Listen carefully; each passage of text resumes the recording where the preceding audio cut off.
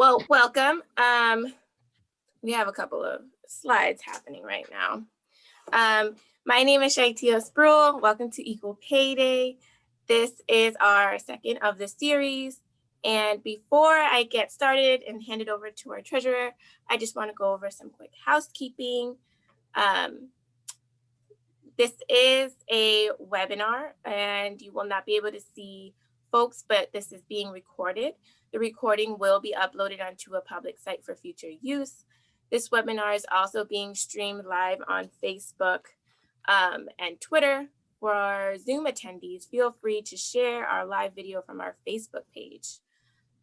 Also, please feel free to submit any questions in the chat or by using our Q&A function to submit any questions. But please note the chat is subject to public record laws and is not anonymous. Any resources or links shared today will be shared via email to all of our registrants. So if you're watching from Facebook, you can still register and you will receive that follow-up email. You can always reach out to us for questions and feedback at equalpayma@tre.state.ma.us. And thank you again for joining us. Please allow me to introduce our wonderful treasurer, Deb Goldberg. Thank you for kicking us off, Shaitia.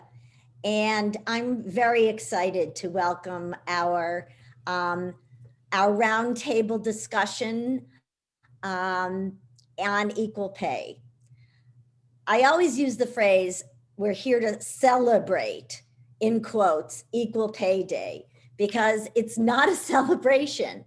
I look forward to the day where there is no Equal Pay Day to celebrate, because what we're doing is celebrating a day that marks how the average woman, how long into the year the average woman must work to make up the average man's earnings from the previous year. And so as you look at that, you really say to yourself, what's the celebration? But that's why I'm here and all the fabulous women that we have who are joining our roundtable for this discussion. Before we got on the air, I talked about how my life's mission has taken on its rapid growth, but that in truth, one of my main mentors, and I required everyone who worked for me on my campaign in 2014 to read her book, was really taught to me by Evelyn Murphy. And so we're very lucky to have her on this call today. But what Evelyn was able to instill in me, along with, quite candidly, her good friend Carol Goldberg, so the last name should sound familiar to you, was help me focus on the development of the Office of Economic Empowerment. And one of our number one goals from the very beginning was to ensure that women get paid, women and people of color, and particularly women of color, get paid what they are worth. And so from day one, we established equal pay in my office because we wanted to show that it could get done. And I said to Evelyn at the time, how do we know? And she said, you do an internal audit. We did an internal audit. And that's become my operative term with every organization, be it either in the public or in the private sector or the nonprofit world. How do you know? Have you done an internal audit? And from that point on, we have broken through and then helped support people. But sadly, this year is even worse, if that's possible for women. And in fact, in a study released by the Institute for Women's Policy Research, we've learned that women are earning less than men in nearly every occupation, even if it is a female-dominated field. I think the statistic that's really been shocking to me all along is that nurses were once known to be women. As men move into that field, they get paid more than women. How is this possible? And so the recession, the pandemic has made it even worse. One of the quotes that I gave the legislature, and candidly, the press picked it up, maybe because of the way I said it. I said to them, it is mind-boggling, because it is mind-boggling, that in December 2020 alone, Black and Latina women accounted for almost 100% of the job losses, while in December, men made job gains as businesses started adapting to the pandemic. Men made job gains while nearly 155,000 Black and Latina women went out of the job market. That alone. Throughout all of 2020, women have lost 5.4 million positions, nearly 1 million more than men. And so as the economy begins to open up again, we are in a she session. And my office is going to be focused on this all year long. We're going to try to work with the private sector. We're going to do events throughout the entire year, and we're going to educate people, because as businesses try to catch up, they're worried about their bottom line, and they're not going to focus on the concept that a large group of people are being left behind and what that means to their organizations. Because most of you who are on the call today understand this.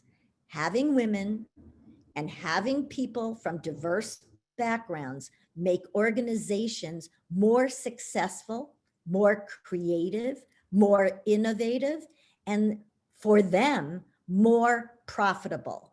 And we are going to have to stay the course and make sure that we get out there and continue to beat that drum, because we have fallen backwards.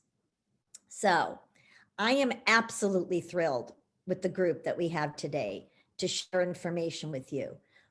Let's look at this as the beginning of a dynamic conversation, because since we have such fabulous people on this group today, and all of you who are participating, we have to stay organized, and we need to keep that message getting out there. So I want to give you a special thank you to our co-hosts today, the Massachusetts Commission on the Status of Women and the Massachusetts Women of Color Coalition. And in particular, again, my dear friend, Nina Kimball. And so Nina, with that, I'm going to turn it over to you to introduce our fabulous panelists. I know I gave it away a little bit that Ev was here, but how can I not? And so, given the fact of how important she's been in my life, but I'm really looking forward to hearing what everyone has to say today. Out there, everyone, please take notes, get it on your social media, talk to people that you know who are employers, who are friends. We need all of you, because this is going to be an uphill battle for a while. But I want to let all of you know I'm going to continue to use my platform, which isn't just here in Massachusetts, but nationally, to keep the conversation going. Thank you. Thank you. Thank you, Treasurer. And let me say one other thing, which is that it makes a difference when we elect women leaders, because when women lead, women make change. And not only did you, Treasurer, do an audit, introduce equal pay for equal work in your office, you also instituted paid family medical leave back in 2015, I think, when you took office. And yes, we put in right away. Right, exactly. 12 weeks paid parental leave for men and women, because this is families. A woman can go to work if she knows her husband is staying home to take care of the newborn.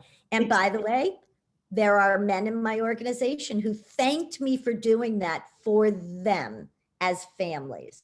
Exactly. And you know what? Because these economic issues, they're not women's issues. These are family issues. So, thank you for all of your amazing work and for the Office of Economic Empowerment.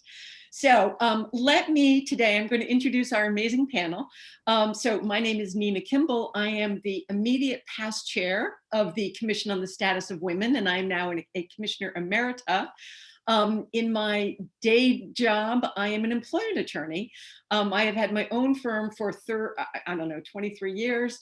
And I particularly focus my employment type of work on issues affecting women in the workplace, whether it's glass ceilings, equal pay, harassment, discrimination, all of those things. And then I also, as co-chair of the Women's Bar Association Pay Equity Task Force in 2014, 15, 16, I was one of the authors of our state's new equal pay law and worked, with lots of people, including Evelyn and many, many, many people, to get that incredible bill across the line to make Massachusetts a leader in equal pay. So now let me introduce Evelyn Murphy. As the treasurer has already said, Evelyn, who is just an incredible beacon and mentor to all of us on issues of equal pay. She is the founder and president of the Wage Project, which is a nationwide grassroots activist organization dedicated to eliminating the gender wage gap.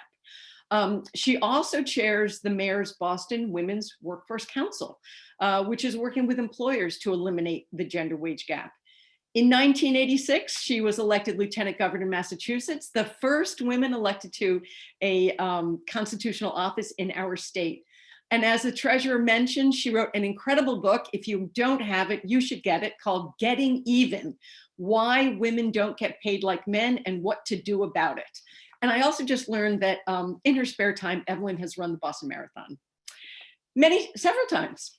So our next panelist is Celia Johnston Blue. And Celia is a seasoned executive leader with over 25 years experience in the private, public, and nonprofit sectors. Currently, she's the president and CEO, visionary, and founding member of MAWOC, which is the Massachusetts Women of Color Coalition. She is also the deputy director and chief administrative officer for the Rhode Island Department of Human Services, where she oversees human resources, IT, civil rights, diversity, inclusion, equity, and inclusion. She was also the registrar in Massachusetts and the first African-American registrar in our state. In 2015, Celia worked with 12 women of color across the state to launch the Massachusetts Women of Color Coalition. And as president and CEO, she oversees the day-to-day operation and champions that organization as it advocates in its mission. Our next panelist, Kimberly Bormann, is the executive director of the Boston Women's Workforce Council, which, as I said before, Evelyn is the co-chair of. Kim brings over 25 years of expertise in private sector management, marketing, and operations, and a wide variety of experience in building and sustaining nonprofit organizations. She has held senior executive positions in many Boston advertising agencies, and she's owned and managed her own agency, Avenue Brand, in the South End. And throughout her career, Kim has been committed to equal pay for equal work, and she has the battle scars to prove it. Our next panelist is Allison Ebner.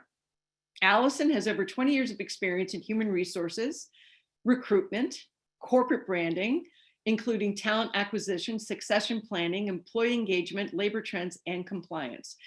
In her present role, she is the Director of Membership and Partnerships for the Employers Association of the Northeast, EANE, where she is responsible for leading the engagement team that meets regularly with members to deliver best practices around compliance, employee relations, and powerful people processes. And before her role at EANE, she was the Director of Recruitment for Fit Staffing and the Director for Membership Development at AIM, the Associated Industries of Massachusetts. She also serves on a number of groups that are related to human resources, including the Human Resource Management Association of Western New England, and a board member of the Massachusetts State Council of SHRM, the Society of Human Resources Management. So thank you. Welcome to our panel today. This is going to be a great discussion because we've got people who've got a lot of different ways of looking at issues of pay, equal pay, the gender wage gap. And our approach is going to be to look at this, but also talk about solutions. What are the problems and what are the solutions? So as we celebrate Women's History Month and as we mark Equal Pay Day, it's just interesting very briefly to look at where we have come from, because there have been equal pay laws or regulations in our country for over 100 years, starting with World War I, when the National War Labor Board issued a statement for women who were going into the workforce saying, if it shall become necessary to employ women on work ordinarily performed by men, they must be allowed equal pay for equal work. That was 1918. And then in World War II, Frances Perkins, the Secretary of Labor, who was the first female cabinet member, she was also the first LGBTQ cabinet member, I've just learned that, so I'm very excited about that, Frances. She instructed employers who were seeing women coming into the factories and taking jobs that had been held by men to do audits, to do job evaluations in order to determine how to set proportional rates for proportional work. That is the concept of comparable work, equal pay for comparable work. And as World War II was drawing to a conclusion, people were very concerned that women were no longer going to be paid equally because the war was going to be over. They were going to lose a lot of those jobs. And Massachusetts was the first state in the country to pass an equal pay law. And it passed in 1945 during the war. And it was a statute that required equal pay for comparable work.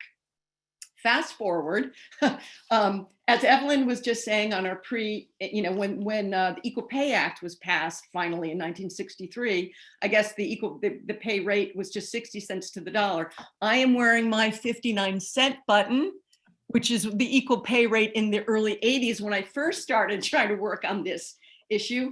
And today, we have not closed the gap that much more. On average, women earn 82 cents to what men earn on average, but it's much worse for African-American women. Black women are only earning 63 cents on average, and Latina women are only earning 55 cents on average. So, we still have a long way to go. And I don't want to repeat, the treasurer actually just gave the statistics that I was going to introduce this with.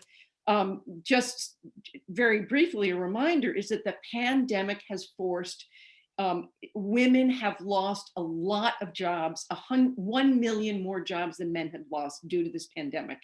And the losses among women of color are even wider. And as she said, this is now being called a she session.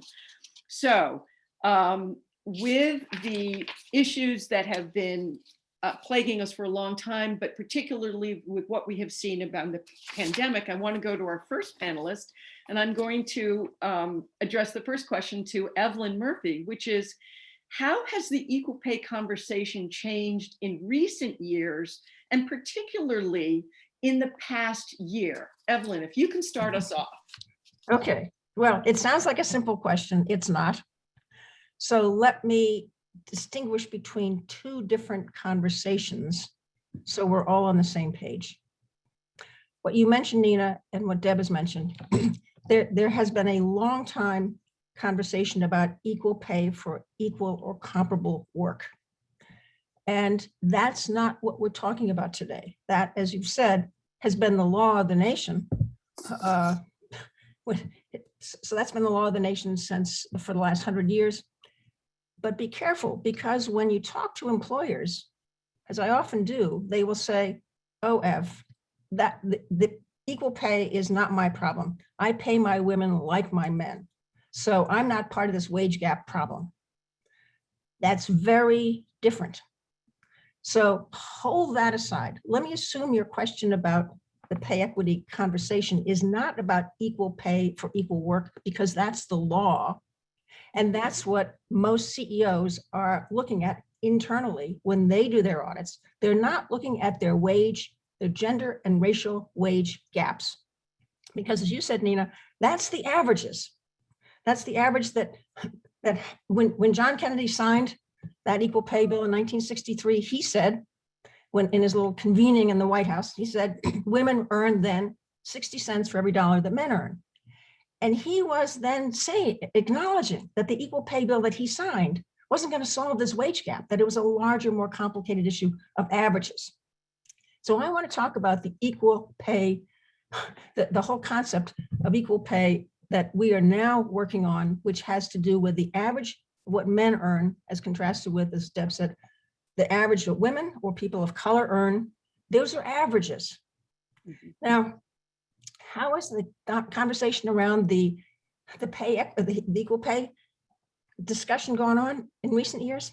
Very recently, before the pandemic, companies were beginning to talk about this wage gap under their roofs because they had to, because there was a tight labor market, and because they needed every single warm body to be productive.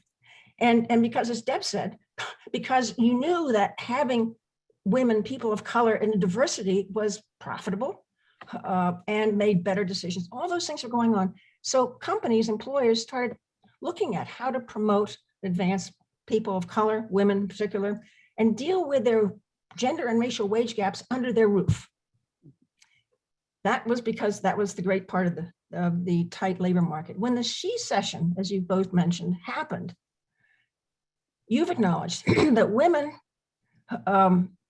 particularly women of color, were disproportionately pushed out or opted out for all the reasons that have been discussed. What that oddly did, and be very careful, because last year, the gender wage gap in America actually improved because of that, because of the she session. And it improved because, not because we were raising up women and people of color into the higher earners, but because the bottom was dropping out. The lower earning women dropped out. And that raised the average of women's earnings who are still working, raised it up. So, hold on, I just, Ooh, I'll turn this off, I'm sorry. So, but the she session had a perverse, but very instructive impact, which is if you don't raise people up and you deal with the wage gaps, the gender and racial wage gaps, without raising people up, what you're going to do is harm the most vulnerable workers. That becomes important when you talk about how to solve the gender and racial wage gaps going forward, which is you need to both measure those wage gaps and make sure that you have the power gap concept going at the same time, because the power gap measures the representation of women and people of color as they move up. So that's the part. Okay, final point I'd make is that God bless the millennials. This whole conversation about transparency becomes very important with the wage gaps. And it becomes important because we can't solve this problem if we don't measure it. And except for people like Deb, because the state forces and records publicly the wage gaps and the earnings of men and women, people of color. But the private sector, there's no transparency right now about what their wage gaps are, either gender or racial wage gaps. So that conversation about transparency is very important, because if we can't measure it, we can't solve it. Thank you. Thank you, Evelyn, for that. And let me just ask our panelists if would anyone like to comment about both either of those concepts that Evelyn is bringing up, which is the power gap, that it's important to understand what is the gender wage gap of men and women as they move up in an organization, because the wage gap is the average of everyone. And then this idea of transparency. Let me just see. I am going to say, if I don't see I think I'd have to see a hand raised from one of my panelists. I am going to say that I think that that you're absolutely right, that it is important that we understand that that this power gap idea is that we need to increase wages for women. We need to do that because that's good for women, it's good for their families, and we don't want to see people who are stuck in either low-income jobs or don't have the tools necessary to enable them to better, negotiate, for better pay. I mean, there are a lot of things going in there in the power gap idea.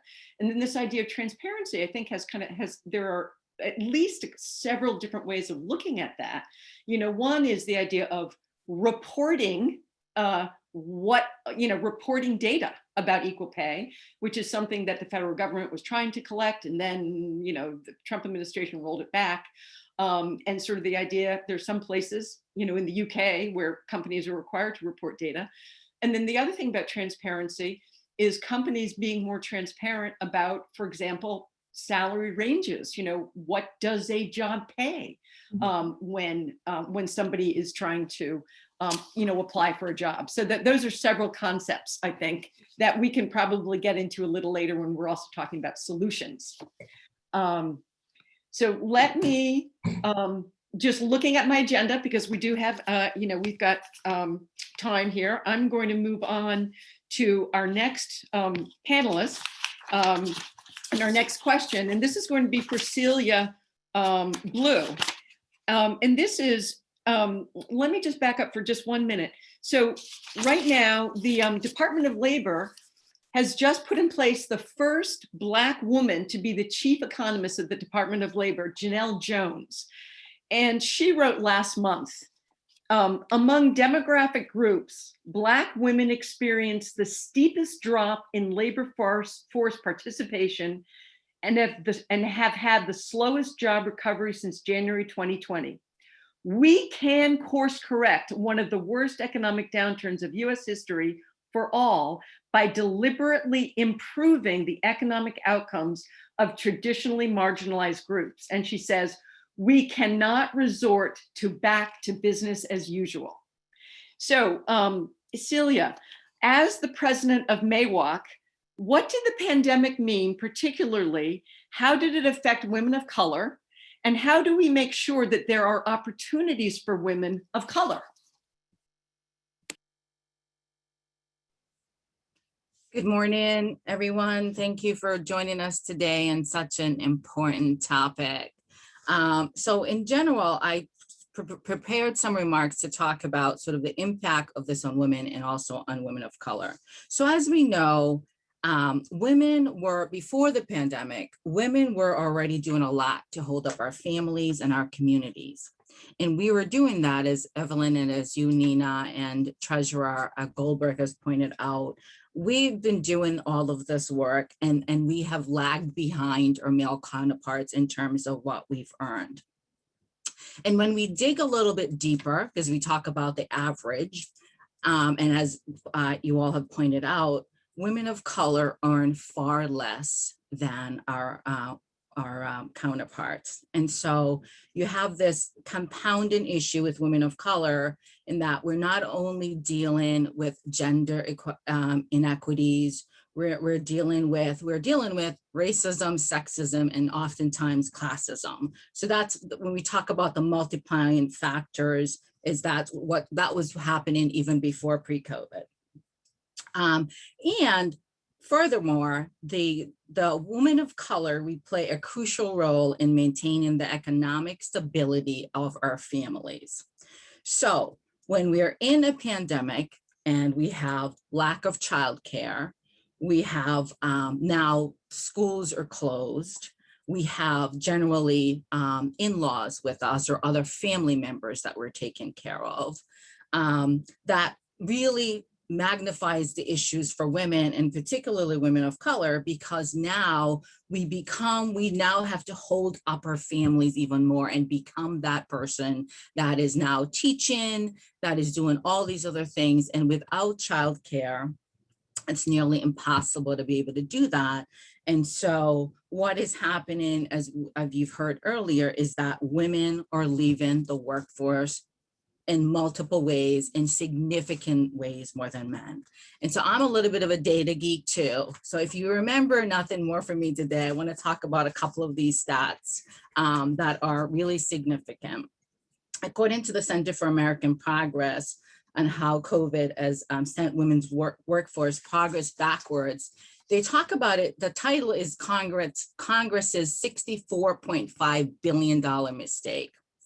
4 times as many women have dropped out of the labor force in September. This article was written in October 30th, 2020. 4 times as many women as men dropped out of the labor force in September, roughly 865,000 women compared to 216,000 men. This validates predictions that the impact of COVID-19 pandemic on women and the accompanying childcare and school crisis would be severe. In July, the Washington Post articles titled "Coronavirus Child Care Crisis Will Set Women Back a Generation" pointed out that 1 out of 4 women who reported becoming unemployed during the pandemic said it was because of lack of childcare, twice the rate among men. Working mothers are quitting to take care of their kids, and the US market may never be the same. And it goes on to talk about the fact that it estimates that the risk of mothers leaving the labor force and reducing work hours in order to assume caretaking responsibilities amounts to the 64.5 billion per year in lost wages and economic activities. They also talk about data collection and the fact that we actually need to do more, not around data collection and breaking down the data so we can actually keep track. And to your point, Evelyn, around transparency as well, which is really important. For women of color, it is even more compounded because, as I mentioned before, we're usually the breadwinners of our family. And it goes on to say that according to the Center for American Progress, 67.5% of African-American mothers, and then you have 41.4% of Latina mothers compared to 37% of white mothers. So there's a significant, that is really on the shoulders of women of color in this country. And so this is one of the main reasons why we have 5 platforms, and one of our platforms is around economic power and sustainability, and those were deliberate words. And you talked about the power gap earlier, Evelyn. They're deliberate because we have to be vigilant, we have to be vocal, we have to advocate for change, and we have to not be shy about that, because the needle just has not moved far enough for women of color. And it's going to be compounded even more because lots of times we're in jobs that are service centers and they're the first ones to go. Like, for example, manicure, pedicure in the salons, those service center jobs that usually are the ones to go. And so it really compounds the issues for us. So we need to be vigilant, vocal. The solutions have to be multifaceted because, and quite frankly, they should be focused on women of color in the marginalized communities. Once we do that, then we're going to start lifting everybody else up. And so it's very important that we continue to talk about the subject, not only talk, but we put action. And I know my panelists are going to talk about solutions next, which is incredibly important. But we're here to talk about this because women of color face these inequities every single day, and we need bold and multifaceted solutions to solve the problem. Thank you. Thank you, Celia. And we are going to talk about solutions at the end. So even though, I want to ask you what yours are, I am going to move on to Allison. But thank you for that. And thank you for the data. The data is powerful and the data is important to understand. Allison, so now we're going to talk about some of the things that businesses might be able to do. So Allison, tell us about the pay equity analysis. And what are some examples that you have seen employers do in the past year to support women employees? And how should businesses and employers be thinking when it comes to bringing women back to work, now that we know that women have lost so many more jobs than men? Thank you, Nina. I think I'll start off by saying that hope is not a strategy with this, right? So the businesses that are on the line today and that will be watching this, I think we want to encourage you to understand that there is a strategy. And if we can't convince you that this is something that we need to do because it's the right thing to do, because we have daughters, we have aunts, we have, family that we want to lift with us. I myself have a 24-year-old daughter. Then there is a very strong business case for doing this as well. And I believe that Treasurer Goldberg and Evelyn both touched on this when we talk about the economy and the workforce issues. Pre-pandemic, we saw a flat unemployment rate. It was just over 3%. Essentially, everybody that wanted to work was working. The job market was extremely competitive. Production rates were at their absolute maximum with the workforce that we had who was available to work. There were many, many businesses that I spoke with who could do more. They could build revenue. They could build more products. They could offer more services. They could not find the people to do those jobs. Now, we've got some uneven levels of employment happening currently, but most of the statistics are showing that we could be in this same situation, Q3, Q4, post-pandemic, if we don't help align some of the pay equity initiatives. So how do we do that as a business? How do I say, how can I approach this? I'm in, I buy in, I want to do this. How do we do it? You do a pay equity analysis in your organization, and Evelyn referenced this as well as Treasurer Goldberg. You find where you are today. You measure your positions. You take a look at the jobs you have. You take a look at the job classifications. You run some reports based on gender, and you look for those gaps that you currently have, and you find those areas where you want to address things. Take a look at things like equal positions. You may have a help desk manager and a customer service manager, two totally different jobs, but similar at similar levels. And you want to look at those gender pay differentials when you look at those key positions. Once you identify some variances, that's where you want to develop your strategy. If you see some gaps there on how to raise those wages for the women that are working for you, where you have those gaps. And it doesn't have to be done all at once. It can be, on a step scale, but you very first want to do a deep dive, do a pay equity analysis in your organization. If you're not sure how to do that, you can outsource that. There are many organizations that can help you do that. And there are also many payroll systems that you're using. Many of the large payroll providers offer some reporting that can really help and streamline that for you. I want to point out here when we look at this, the pay equity differential is one of the reasons that women are consistently paid less than men is that we aren't the best advocates for ourselves. So when you're doing those performance reviews in your organizations or you're hiring people for your positions, women statistically tend to advocate less for ourselves, right? So we need to be empowering women in our organizations to have those conversations, create that psychological safe space for women who, when you're doing those performance discussions, to advocate for themselves. And I think that's an important component of doing some of these analyses. The second thing that I want to talk about is female leadership in organizations. We are statistically underrepresented as women in leadership positions.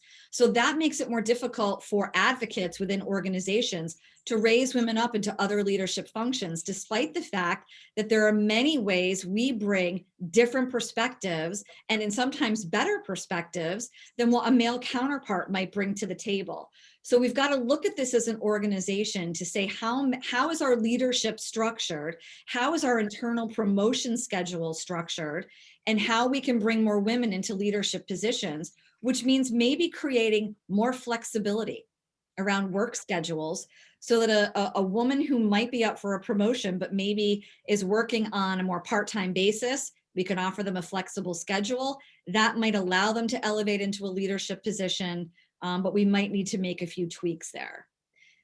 The other thing I want to suggest is that you find some amplifiers in the organization who can reach down a level below or two, find a woman on the rise, and bring them with you up the ladder, right? These mentorships, women sometimes are more competitive with one another than men. And we need to stop doing that. And we need to reach down, bring some other women along with us up the ladder and offer those mentorship opportunities within our organizations to support one another instead of feeling the sense of competition.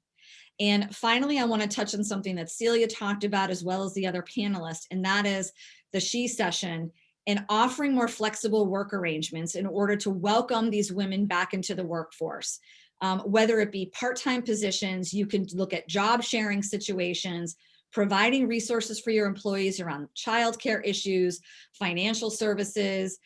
In fact, the Office of Economic Empowerment offers some fantastic resources that you can share with women on webinars with financial services, information on potentially domestic violence services. There are more women facing that today with the pandemic than ever. So employers can take on that responsibility of offering those types of resources as we welcome women back into the workplace. We are going to need them as the economy rebounds. Wow, Allison, you've touched on so many amazing things.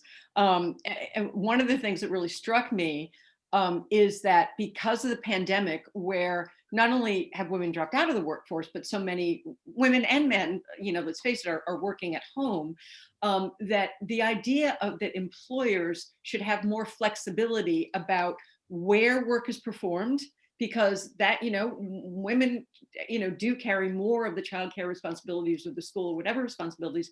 So how they view and how they measure and flexible schedules are definitely things that I think, I'm hoping are sort of here to stay and have also showed employers that the employee who has childcare responsibilities and is balancing work-life balance or wants the flexible schedule doesn't mean that person is less committed to their job, which is sort of the stereotype of the mother, of the female worker. And maybe the pandemic has shown that stereotype really isn't appropriate.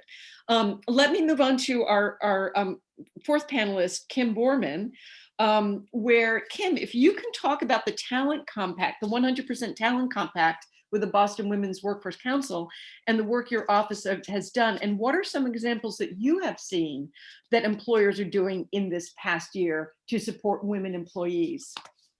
Thank you, Nina.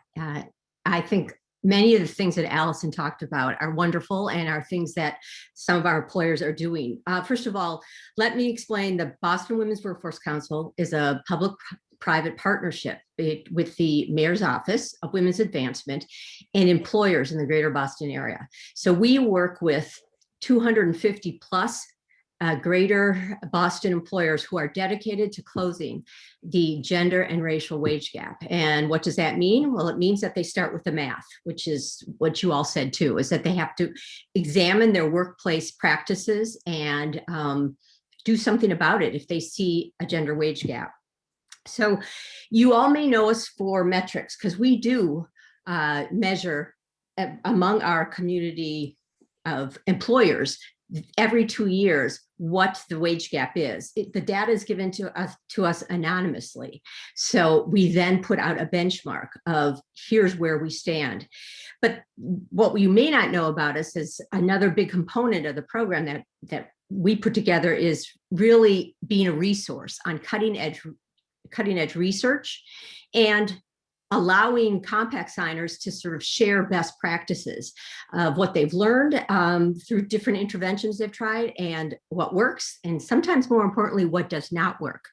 So I want to give you an example of one employer that put something together for COVID that was pretty amazing for Mass General Hospital. So Mass General Hospital, it's women physicians, and this may not come as a surprise to people, that they don't get promoted just because they're good doctors. There are a lot of promotion critical activities that need to be on their resume for them to get ahead. And some of these include international presentations, visiting professorships, grand rounds, which would take these women physicians away from their family for not just weeks on end, but months on end. And it could be in another country. It could be across the nation. So there's been a lack of women who have actually applied for these very important opportunities. Well, this year with COVID, hey, the playing field was completely leveled. And a very creative doctor, Dr. Miriam Bradella, who was head of faculty training, said, I see an opportunity here. And she put together a program that encouraged many, many more women to apply, because still they had to put in the extra hours that this activity would take, but they could do it from their home, their dining room. And sure enough, she had about 3 times the number of applicants than she'd ever seen before. 34 promising women doctors were taken into this program, and I just talked to her and she said 10 of them are now up for promotion. So it's the idea of taking this opportunity, looking at it a different way. And the other thing I asked her when I talked to her last week is, are you continuing this? And she said, yes, because suddenly people have seen that it doesn't really mean that you have to be in the same room for some of these activities to have the same value. So I just wanted to give that example of things that employers are looking at. That's fantastic. Honestly, I think that is something. I do think that the pandemic, with everyone working, not everyone would, but with so many people working from home, that hopefully that is creating opportunities that can level the playing field. So I'm looking at our time, and we do still want to leave some time for questions. So I am going to move to on our agenda, the last question here for the panel, which is, how are we going to get women back into jobs? How do we survive this? What are some solutions? Oh, go ahead. Was somebody speaking? No. So I'm going to allow like maybe a minute each to go through to talk about a solution, whether it's a business solution or a legislative solution. I think somebody, maybe if you turn off your mic, it seems like that we have an echo. A policy changing, some kind of advocacy. So let me go to Evelyn. Tell you, what kind of a solution would you come up with? And I am going to cut people off after about a minute or so. Okay, so I will get very fussy about this. Look, we are now talking about 2 different things. What Allison said is absolutely, and Kim, absolutely important that we learn about pay equity. But that's the law, for God's sake. What we need, and what we've been still missing, is that employers, I don't know of an employer in the city that has managed has looked at and calculated his or her gender and racial wage gaps under their roofs and manage to eliminate those wage gaps. They do lots of nice things, but they're not managing to numbers. And until you do that, you don't solve this problem. So to me, this transparency, both internally, if employers were serious about solving their wage gaps, the averages, they were serious, they would manage to those numbers internally and be comfortable reporting them externally, as you mentioned, Nina, the UK does. That's not happening. And until that happens, and until you start to, Deb understands this better than anybody, until you start to reward people for that kind of performance, until you put it in the bonuses, until you put in their salaries, that they're actually working to do something about this wage gap the right way. So that Celia says it pulls everybody up, then we're not going to get there. We're going to do lots of nice things and talk about lots of nice things, but we're not holding anybody accountable. That's my minute. And I believe you have a piece of legislation that would do that, Ev. Yes, we do. And the bill is, let's just put in the bill number is? Senate document 1100 and House document 3957. Same thing. It is to report publicly the gender and racial wage and power gaps. It's very simple, very straightforward. It is breakthrough for the world. The UK does only the wage gaps, but not the racial gaps. So we've got something here, and I hope we can get it passed. Okay, Celia, what solutions would you want to put forward?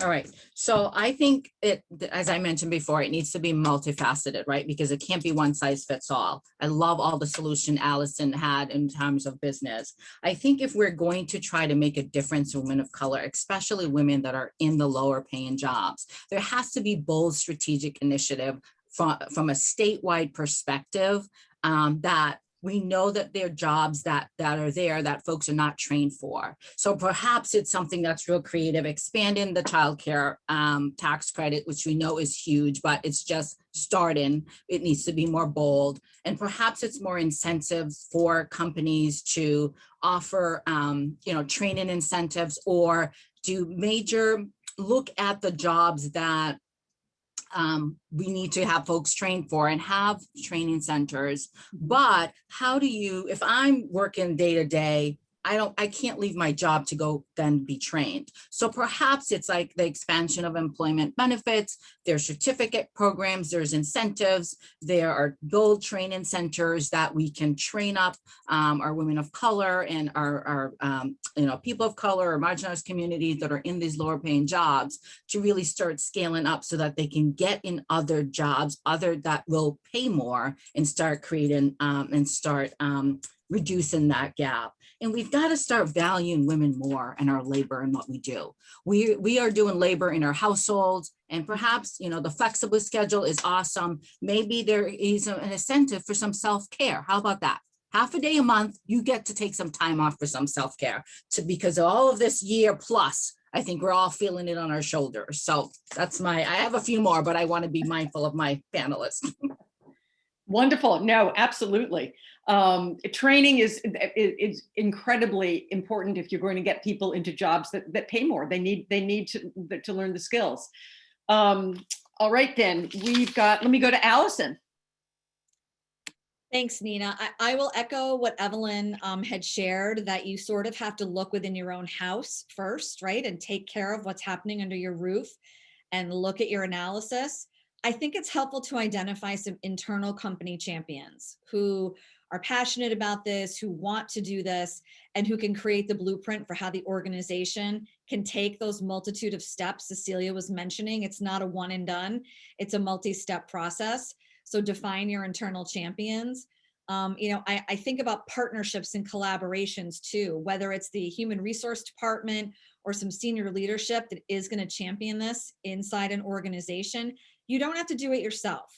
I see that Margaret Tantillo from Dress for Success is typing some comments into the chat. And I know that's a great example of an organization that has a foot in the door program where they help women successfully transfer into work environments and provide some business attire so they feel really comfortable. They match women with employers in our region here in Western Massachusetts. Look for those partnerships, identify those collaborations where you can find those resources where you can support women that are transitioning and coming into the workforce. So find your internal champions and then create your plan from there. Wonderful. Oh, wonderful. And then let's go to Kim. Tell us what you've come up with. I'll be very quick. First of all, I'm going to do a quick promotion that the bwwc.org has the math on our website. So if you need to understand how to do it, please feel free to look. I guess I would just echo everyone in saying probably flexibility is what we're seeing and what we're calling for, which includes remote working or when and where you work. But this also then means that employers have to think about different ways to evaluate performance because it won't be done in the same way. And even more importantly, you have to then train managers who now have hybrid teams on how to actually get the same camaraderie, how to work that way, because this is a new frontier. So I do see changes coming. I think that it's going to be more cultural change. And I think that employers are going to have to help their supervisors in particular figure out how to make it all work. Anna, can I say one final thing? Go ahead. If we do nothing, if we continue to go on the rate we're going to deal with the gender wage gap, the experts say it'll take 50 odd years to eliminate it. If we do nothing or continue on the pace we're on with racial wage gaps, it'll be over 100 years. That's why we have to get more intentional and more forceful about this. Yes. So let me just say another thing, because all of these are unbelievable ideas. We could talk about this for hours. One other thing, another legislative proposal, which has to do with, it's both transparency and Allison mentioned this, which is women do not negotiate well. And one of the problems which brings in prior lower pay into a new job is that people don't know what a job pays. So there is a bill in the legislature, HD 253 SD 414. It's the salary transparency bill that says that if you're a job applicant and once you've gotten an interview and they say, hey, they can't ask you what is your current salary and what's your salary history because we eliminated that in the Pay Act. But they can say, what what do you want? What are you looking for? Well, how do you know if you don't know what the job pays? So this bill would provide a very important tool, and this helps women and it helps people of color. It helps anybody whose job, maybe lower or maybe don't have negotiation tools. They can ask, what is the salary range? And the employer has to give it to them. And that could give them an important tool. So that's one thing. So there's also, Catherine Clark and Elizabeth Warren have introduced a childcare as infrastructure bill to talk what Celia mentioned. Childcare is a huge, huge, huge barrier right now. So I'd like to turn it over right now. We have a few minutes left to see if there's any questions, and Shai was going to look at the chat and see if there's some questions. And I know we only have a couple of minutes, but. One question that I saw that kind of overlaps here is, who is doing these pay equity analysis or audits well? What are some examples of companies or businesses that are doing this work that folks can look to as an example to start this work? Kim or Allison? I guess Allison, you were talking about those. Yeah, I think it tends to be the larger companies that are doing this in some cases that, will go outside to a firm to do that analysis. I know some of our member companies that are banks are doing this work as well. Sometimes these gaps come into play when you're doing an affirmative action plan. If an organization is doing business federally and they're required to do an affirmative action plan, this data bubbles to the surface very quickly, right? And that the design of that is specifically for creating new policies and procedures around getting more diversity in your organization. So it tends to be larger companies. It tends to be organizations with pretty good infrastructures. But again, I think there are ways you can use your payroll or HRIS systems to be able to run that kind of reporting. And I believe Kim has some resources too, and we should definitely type her website into the chat if we haven't already. So you can go and look for some information there, certainly as well. Okay, good. Shai, do we have a chance for one more question before you close us out? Sure. I'm trying to see here, sorry guys. There wasn't a question about the legislation. I think it was Evelyn. The numbers. What are the legislation numbers again? SD 1100 and HD 3957. I'm just going to drop those in the chat again for you guys. Did I say 6937 or 3967? I had 3957. 39. Thank you. And yeah, and the other bill was the salary range transparency bills were HD 253 and SD 414. Well, I think we are at noon. So, I Celia. just want to say one quick thing. There's also a bill called Parity on Boards and Commission. I don't have the numbers, but we can certainly get it to folks. But it's really important when you talk about women in leadership seats and positions to make policy level decisions. This is incredibly important. And we know that we need legislation to help to be part of the solution. That is a bill that we're going to try to get over the finish line this year, which I think is really important. And there's specific language for women of color in it, as well as people of color. So it's incredibly important that we move that forward. I have to drop in because I've done something this year that is unheard of in the country. I have put through a proxy voting guideline where the almost $90 billion pension fund will not vote for any board that of over 12,000 companies they invest in that is not 35% women, and I want to underscore the and 35% diverse. Wow. Now, when I arrived in 2014, the pension fund would not vote for a board that had either one woman or one person of color. And I have to tell you, nationally, this is resonating. 35% women and 35% diverse. Okay, that's huge. Deb, that is absolutely huge. And there are actually two bills. There is the bill that Celia just talked about, which is women and people of color. It's parity on, and those are public boards and commissions. But there's another bill that has to do with putting women and persons of color on private corporate boards. And the Mass Commission on the Status of Women, Celia, we are championing the women on boards, and I'm sure we're part of the same coalition, and we can work with that. And we want to thank the women, the Massachusetts Women of Color Coalition, for sponsoring this program today with the Commission on the Status of Women.